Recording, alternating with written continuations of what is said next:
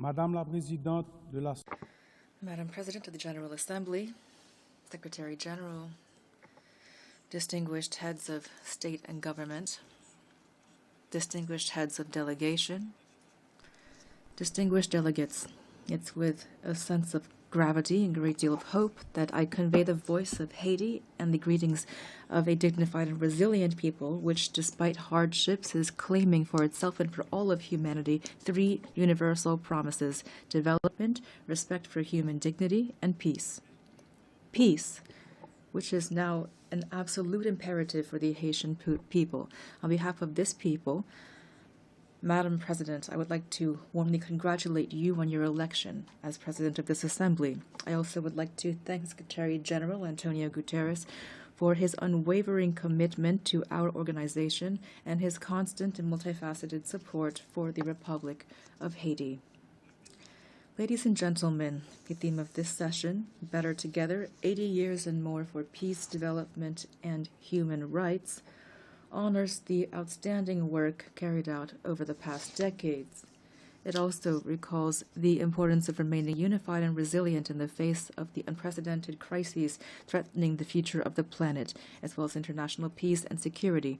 Today, hunger is threatening millions of lives. Armed conflicts are multiplying and extreme poverty is deepening, causing forced migrations that jeopardize international stability and that put the solidarity between nations to the test. In addition to these challenges, we also are dealing with climate change, a rise of terrorism, mass atrocities, transnational crime, the erosion of human rights, and disinformation. We cannot turn a blind eye to the urgent need to strengthen our healthcare systems, to ensure a just energy transition, and to promote gender equality and youth inclusion. These issues require us, the world leaders, to shoulder our responsibility to build a UN that is better adapted to the challenges of today and the hopes of tomorrow. We must ensure that all of our actions, including technological breakthroughs such as artificial intelligence, foster peace, development, and human dignity. Ladies and gentlemen, just a 4-hour plane ride from here, a human tragedy is unfolding, one of the most devastating of our hemisphere. Every day, innocent lives are extinguished by bullets, fire, fear. Entire neighborhoods are disappearing, forcing more than 1 million people into internal exile and annihilating memories, investment, and infrastructure. Thousands of children have been deprived of their fundamental right to education. Thousands of young people are condemned to despair. Hundreds of women and girls have been raped, and they will forever carry the scars of this violence in their bodies and souls. Almost half of the population is facing acute food insecurity. The healthcare system is collapsing. Hospitals are being vandalized, burned, or forced to shut down. Doctors are fleeing. Lives are being lost due to a lack of treatment. Even the treatment for persons living with HIV and tuberculosis is under threat. This is the face of Haiti today, a country at war, a modern-day Guernica, a human tragedy at the doorstep of America, only a 4-hour flight from here. It's important to say this. Haiti is experiencing war, a war between criminals that want to impose violence as their social order and a population, an unarmed population that is fighting for human dignity and freedom. The response must be firm and determined. Today, the international community must stand alongside Haiti and take large-scale measures, not half steps. A strong, coordinated, and immediate action is needed. Silence and inaction are not an option. We must act quickly to protect lives, to protect the innocence of children, to provide youth with a future, and to allow citizens to decide their own future at the voting booth. Every minute lost means human lives sacrificed and an erosion of democracy. Haiti wants peace.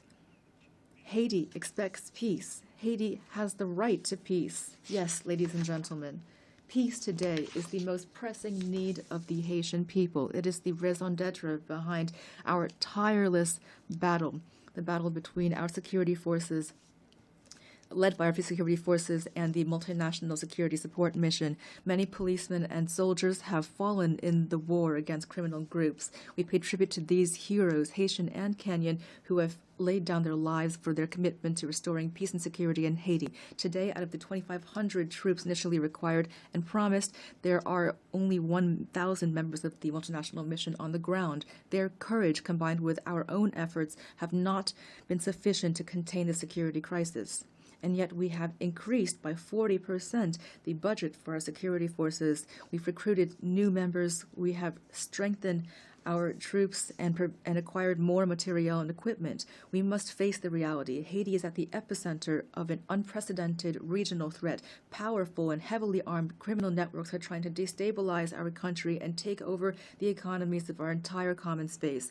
The new front lines of this battle are in our country, in Haiti. If we lose this battle on our soil, it will be futile to try to contain it in the rest of the region. That is why we must show the same determination, the same resolve, and the same unity that we showed in the fight against terrorism.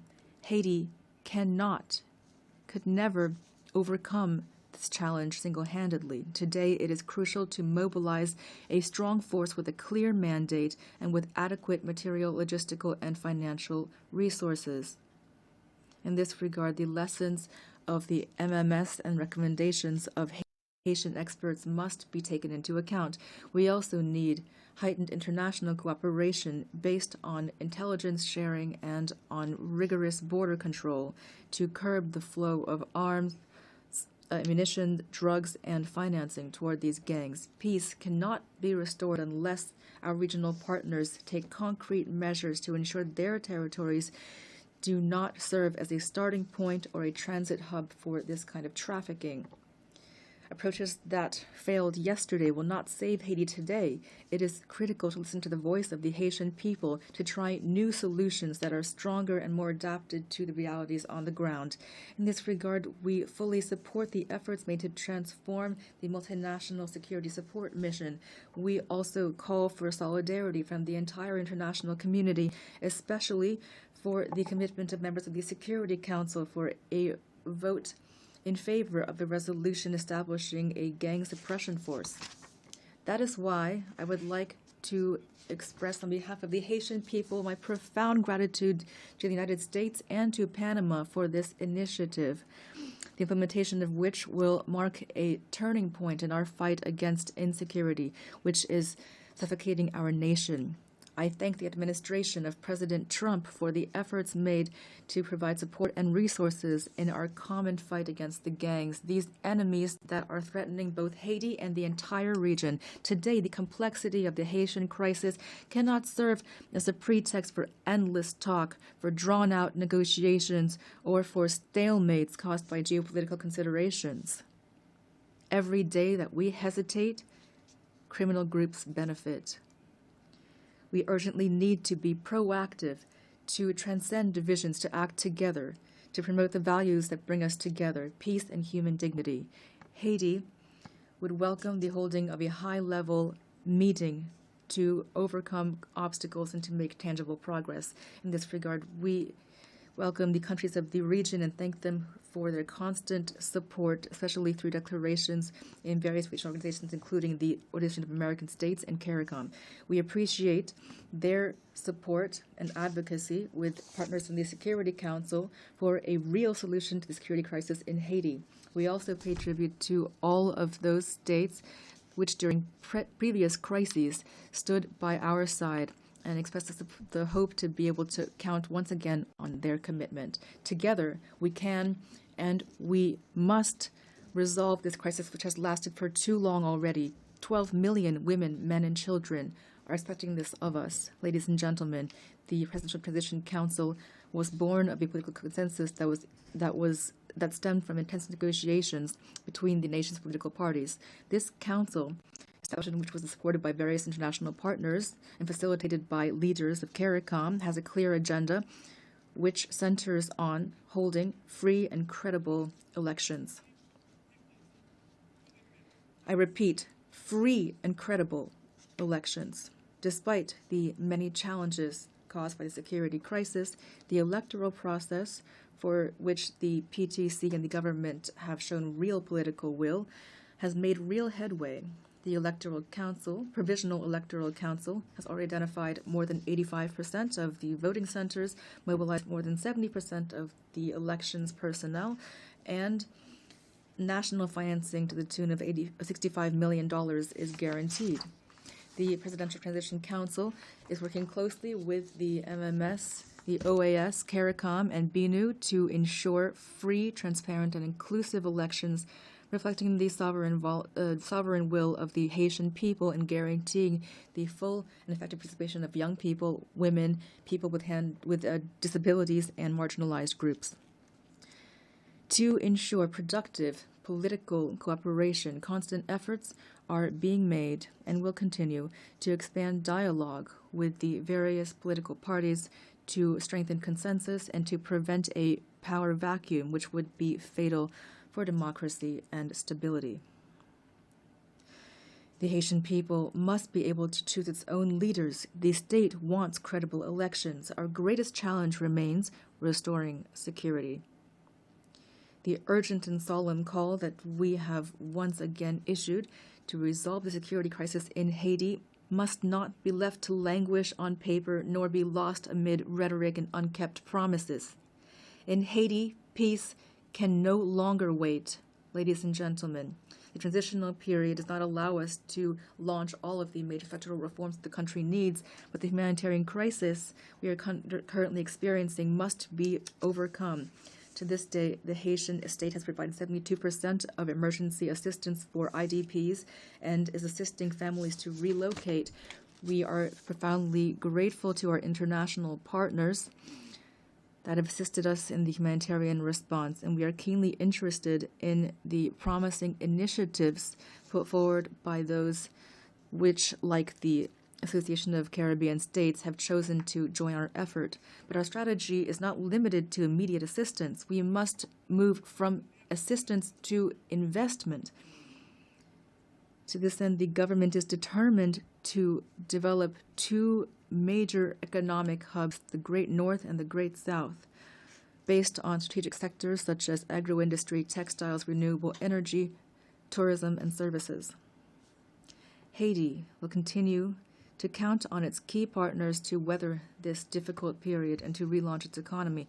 We call for their support through the establishment of concrete mechanisms such as the renewal of the Hope Help Law, or launching urban renovation projects, which will allow us to create jobs, to put an end to the humanitarian impasse, and to reduce migration and pressure on Haitians in the region.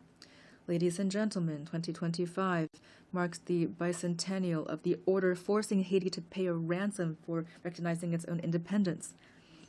We call for reparations, not out of bitterness or vengefulness, but out of a desire for justice and truth. We delivered with satisfaction the statement by the French presidency recognizing the need to open spaces for dialogue and historic truth, as well as the resolution of June 5, 2025 of the French National Assembly recognizing the injustice of this ransom. Haiti has established a National Reparations and Restitution Committee. We call for this progress to be accompanied by concrete action. France, which is the cradle of human rights, today has the opportunity to write a new chapter in its history with Haiti by honoring the ideals of freedom, equality, and fraternity that unite us. Ladies and gentlemen, I must underscore the invaluable support provided by the Haitian diaspora throughout the world, who are often living in hardship. Whether in America, in Europe, in Africa, or elsewhere, the millions of Haitians living abroad contribute to the development of Haiti. We are undergoing a multidimensional crisis, and we call for patience and understanding from our partners and friends so that our nationals are always treated with respect and dignity. Behind every migrant there is a face, a family, a history, and a contribution to be made to their new country of residence. Haiti reaffirms its commitment to dialogue and to bilateral cooperation in the spirit of neighborliness and mutual respect to identify balanced and long-term solutions to Haiti's problems. The safe and orderly circulation of goods and of people, especially through air transport, is crucial for a shared future and common prosperity. Ladies and gentlemen, the Haiti of tomorrow deserves peace and prosperity, a future based on an independent judiciary, universal education, affordable health care for all, and an economy that provides every citizen with the same chance at success. This future also requires bold reforms, independent justice, and an end to impunity. On April 16, 2025, we enacted a decree establishing two specialized judiciary bodies, one to litigate crimes and complex financial infractions, and another to prosecute mass atrocities and sexual violence. We're making progress toward making these bodies operational. We are prepared to continue down this path. This is not the time for Haiti fatigue. The international community does not have the right to turn away from Haiti's situation. In light of this crisis, silence would not be neutrality, it would be complicity. Ladies and gentlemen, allow me to pay tribute to the Haitian people. Representing them here is the greatest honor of my life. Beyond my functions as president of the Presidential Transition Council of Haiti, I am a real, active Haitian citizen with a profound love for my homeland, a land of freedom and dignity, a land of courage and talent. Haiti is not a nation that has given up. We are a great people, a people that stands together, men and women who have sacrificed for their homeland and for humanity. Haiti is not a playground for armed criminals. Rather, it is a nation on its feet, comprised of dignified, resilient families who every day, despite terrible adversity, are fighting for a better future. I pay tribute to my fellow countrymen and women who are, without a doubt, among the most resilient people on earth. They deserve better. Giving them new hope is my only mission, and that is why now I call upon you to stand side by side with Haiti. We must build peace in Haiti, for the Caribbean, for the Americas, for all of humanity. Thank you.